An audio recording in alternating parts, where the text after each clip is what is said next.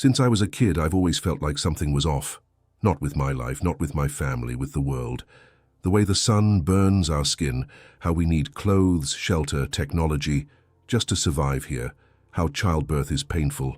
And human babies are born so helpless. Think about it. Most animals can run, swim, or walk shortly after birth. We're born how screaming, blind, completely defenseless. What if we don't belong to this planet? That question haunted me for years, and the more I looked into it, the more it started to make sense. Even scientists have admitted it. Something about the human species doesn't fit. We're too intelligent, too adaptable, yet strangely fragile. Our DNA is a mess of ancient viruses, broken code, and inactive sequences, almost like it was rushed, patched together. Then I found the theory. Small group of researchers called it the exile paradox. It suggests that humans are the descendants of interstellar travelers who colonized Earth hundreds of thousands of years ago. But something went wrong. We forgot who we were, or we were made to forget, or worse. We were left here abandoned. The theory is simple. Humans are not native to Earth. We were brought here. And once you start looking at the stars, at ancient patterns, at global myths, it all starts to line up. Nearly every ancient civilization has stories of gods from the sky. But what if they weren't gods? What if they were our ancestors? What if we are the backup plan of a forgotten civilization left behind, waiting for something none of us understand? It started with a single blood test. A geneticist friend of mine, working on an independent ancestry project, asked for a volunteer sample. I didn't think twice. A week later, she called me in the middle of the night. Her voice was shaking. She said she found markers in my DNA that didn't match the global database. Not just rare, not just unidentified, unclassified. Segments that had no known evolutionary origin, no ancestral trail, no environmental trigger, like parts of my genetic code had been inserted from the outside. And it wasn't just me. As she started testing others, quietly under the radar, a pattern emerged. Roughly 2% of people carried these anomalous strands. But those same 2% also had something else in common: exceptional memory, high sensory perception, deep recurring dreams of landscapes they couldn't place, mountains under a red sky, twin moons, forests with bioluminescent trees, places that don't exist on Earth, at least. Not this Earth. That's when she showed me a map. It wasn't geographic, it was neurological. She overlaid dream reports with brain activity and realized the anomalous group showed spikes in regions of the brain that are usually dormant, like part of their consciousness was tuned to a different signal, another world, another memory. And the deeper we looked, the stranger it got.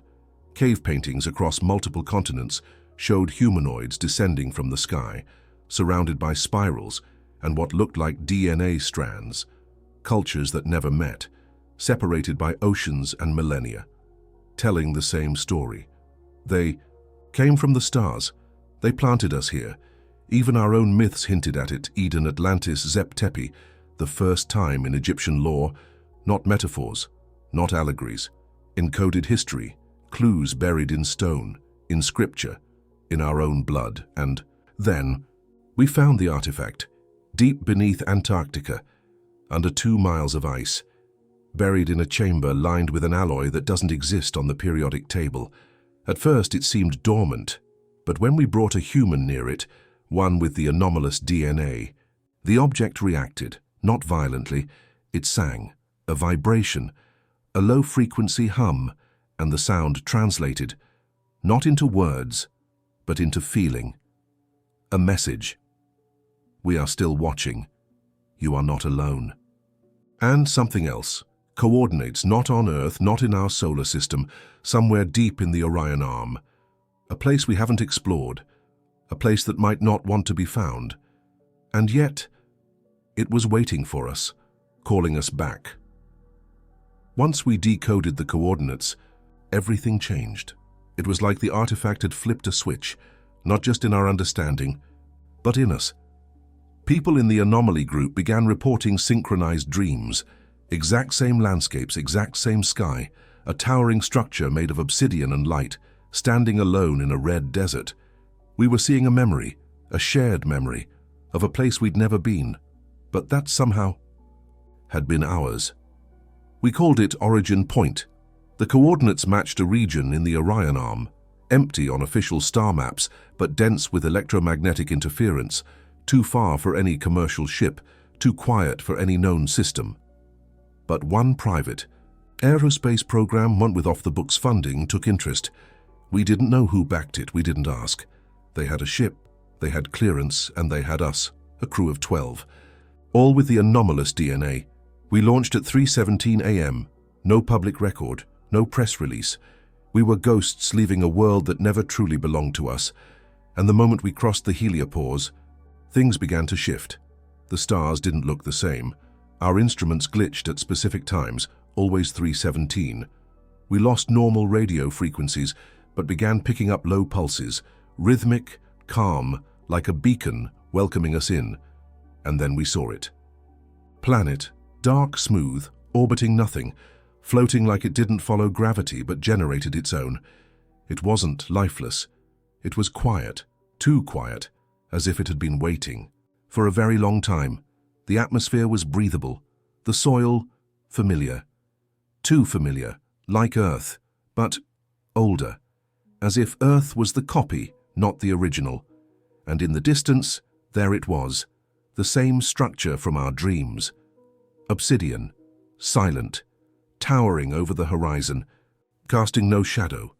We approached it with reverence and fear, and when we stepped closer, something activated. Not a door, a memory. Suddenly, I wasn't standing on alien soil anymore. I was inside a moment, thousands of years ago. A ship, a council, an exile. We weren't abandoned. We were sent away. Not as punishment, not as refugees, as preservation. A last attempt to save what was left of a dying civilization. Our ancestors had seen what was coming: war, entropy, collapse. So they sent fragments of themselves across the stars, hidden in DNA, buried in dreams, protected by time, and we were their return code, the activation key, the final callback signal. And now the system was waking up, the planet, the archive, the ones that had stayed behind or had never left at all. Because as the structure opened, we heard a voice. Not with ears, with everything, you've come home, but Earth is no longer safe. What we heard in that moment, it wasn't a message, it was a living memory, transmitted directly into our minds. All 12 of us felt it at once. It was like being awake, inside a dream. But the dream was someone else's reality. We saw their world, the world we came from. Technology far beyond anything on Earth. Cities that moved. Beings made of light and flesh, communicating through pure emotion. A civilization in complete harmony with time, physics, and consciousness. And then, we saw the beginning of the end. It wasn't war, it wasn't plague. It was something worse. They called it the Hollow.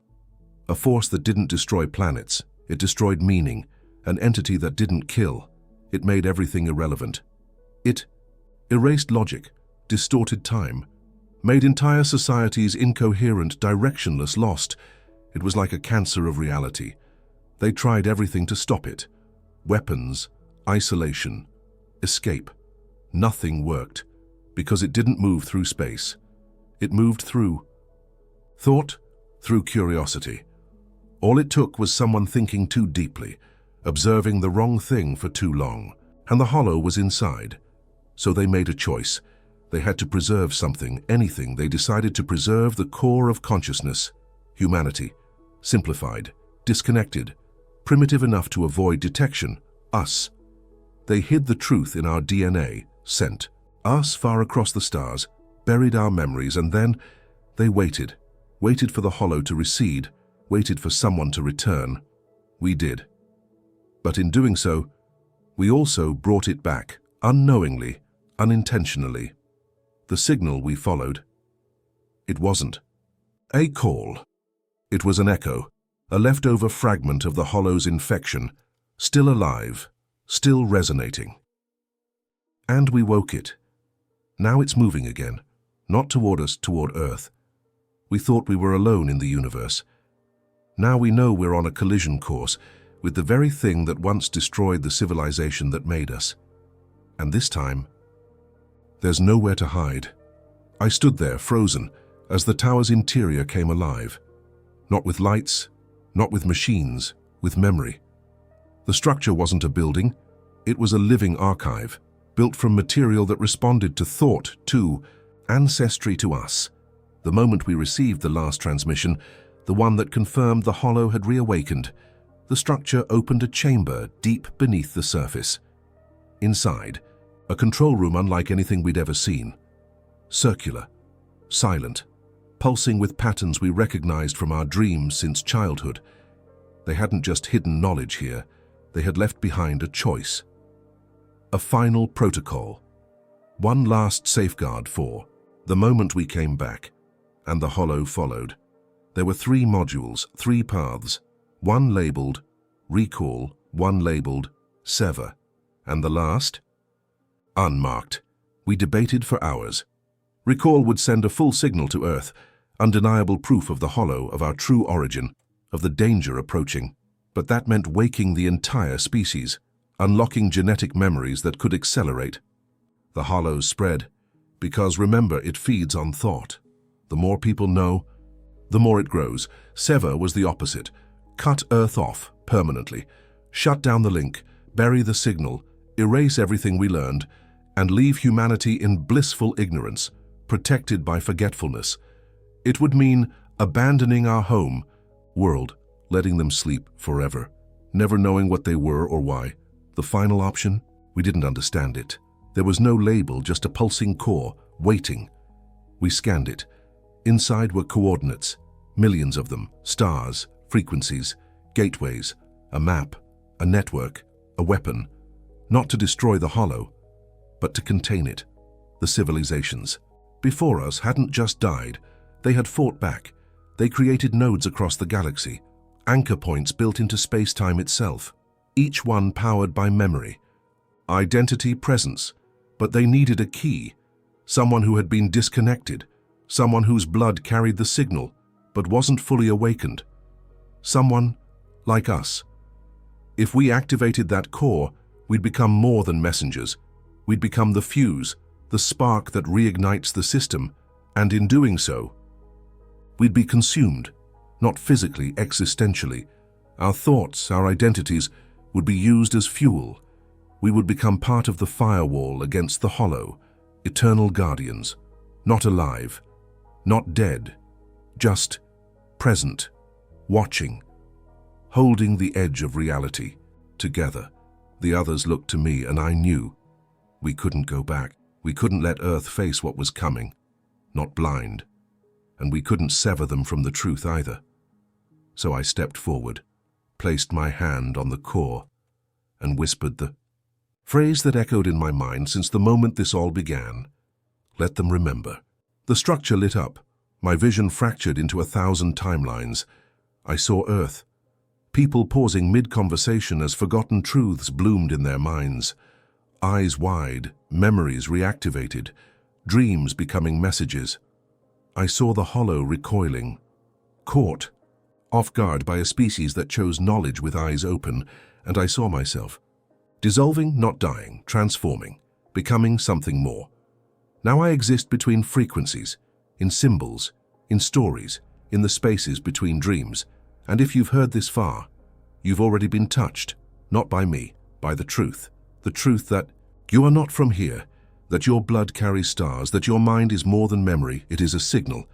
And now, it's time to remember.